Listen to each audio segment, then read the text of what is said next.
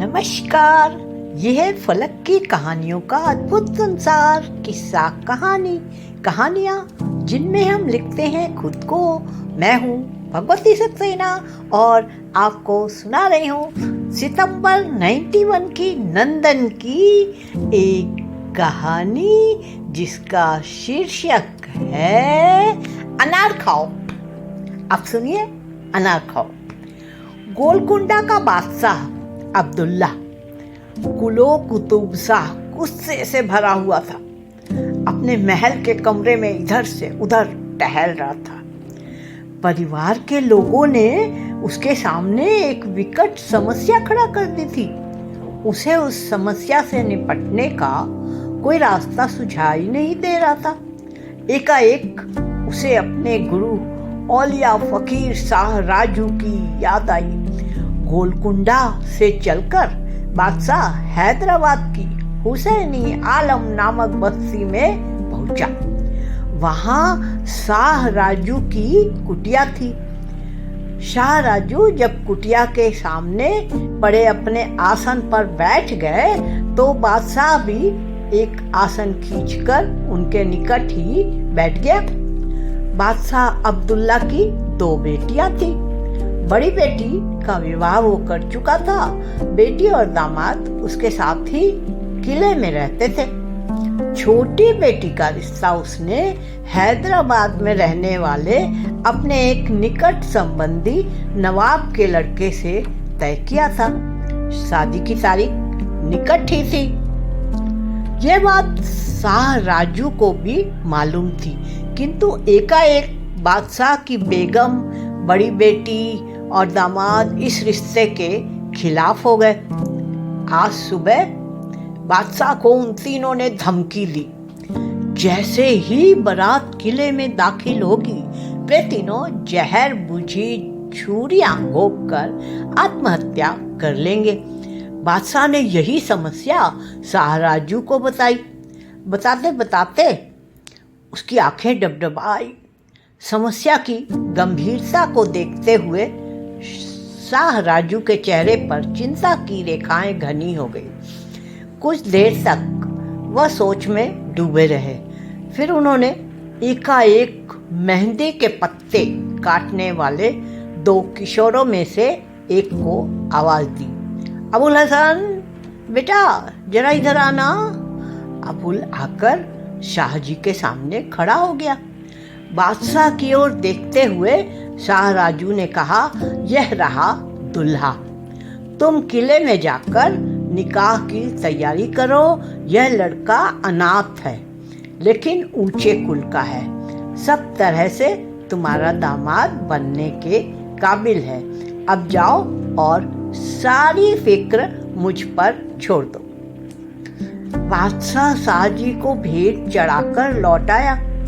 इधर शाह राजू अपने हाथ से पीस पीस कर अबुल हसन को उपटन लगाते, मेहंदी मारते और उसके लिए शादी की पोशाक तैयार करते रहे। उधर पहले दूल्हे वाले भी जोर शोर से शादी की तैयारियों में जुटे थे। शाह राजू और बादशाह के अलावा इस रहस्य को कोई भी नहीं जानता था।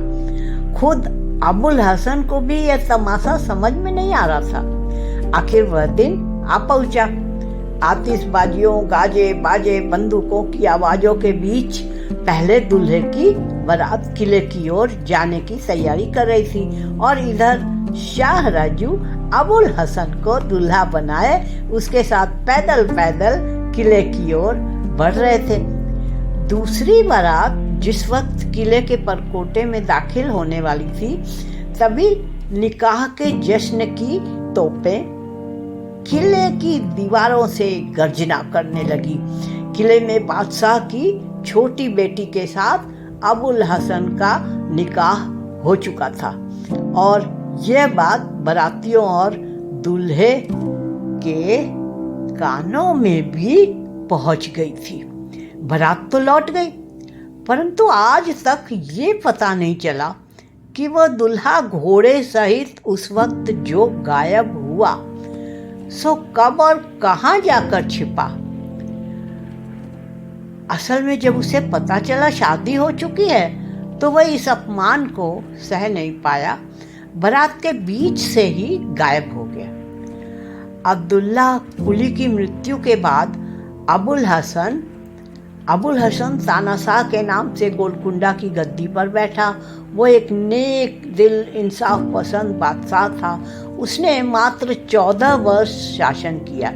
बाद में औरंगजेब के हाथों परास्त होकर अंतिम सांस तक दौलताबाद के किले में बंदी रहा। 14 वर्ष शासक रहने के पीछे उसी चमत्कारी फकीर शाह राजू का एक किस्सा बहुत मशहूर है। कहा जाता है अबुल हसन को बादशाह बने अभी 2-3 वर्ष ही हुए थे। एक दिन शाह राजू का भेजा एक अनार लिए अबुल हसन का बाल सखा गोलकुंडा के लिए पहुंचा। वहां उसे बताया गया बादशाह झील के निर्माण कार्य को देखने गए थे। वह वहां जा पहुंचा। जब वह झील के किनारे पहुंचा तो बादशाह एक किश्ती में बैठा झील की सैर कर रहा था। उसकी आवाज सुनकर तानाशाह ने अपनी किश्ती को किनारे की ओर ले चलने का हुक्म दिया। जब उसने अपने बाल सखा को देखा तो झट से कूदकर उससे लिपट गया। शाह जी कैसे हैं? बदले में उसने अबुल हसन की ओर एक अनार बढ़ाया। बोला इसे शाह जी ने भेजा है, मुझे हुक्म दिया है इसे तुम मेरे सामने खाओ ताकि मैं उनको जाकर बताऊं कि तुमने अनार खा लिया है। अनार को तोड़कर बादशाह ने एक दाना चखा और बोला बहुत खट्टा है, तुम जाओ मैं बाद में खा लूंगा। नहीं, तुम्हें इसे अभी खाना होगा। बादशाह एक एक दाना बेमन से खाने लगा। उसके बाल सखा ने गिना, उसने कुल 14 दाने खाए थे। फिर अनार को झील के पानी में फेंकते हुए कहा बहुत खट्टा है, खाया नहीं जा रहा। जैसे तुम्हारी इच्छा कहकर उसका मित्र लौट गया। शाह राजू ने उसे देखते ही पूछा, जैसे वो उसी की प्रतीक्षा कर रहे थे, खिलाए? केवल 14 दाने खाए और फिर यह कहकर कि बहुत खट्टा है अनार को झील में फेंक दिया। बदकिस्मत उनके मुंह से निकला, केवल 14 साल हुकूमत करेगा। कहते कहते शाह राजू उदास हो गए। ठीक 14वां साल लगते ही औरंगजेब ने गोलकुंडा पर आक्रमण किया था। पूरे 1 साल वह किले को घेरे रहा। भयंकर युद्ध हुआ, किंतु फकीर की भविष्यवाणी को कौन टाल सकता था। समय की अवधि पूरा होते होते अबुल हसन के धोखेबाज साथी औरंगजेब से मिल गए। एक दिन किले का मुख्य द्वार खोल दिया गया था। मुगल फौजें दंदनाती गोलकुंडा के किले में दाखिल हो गई।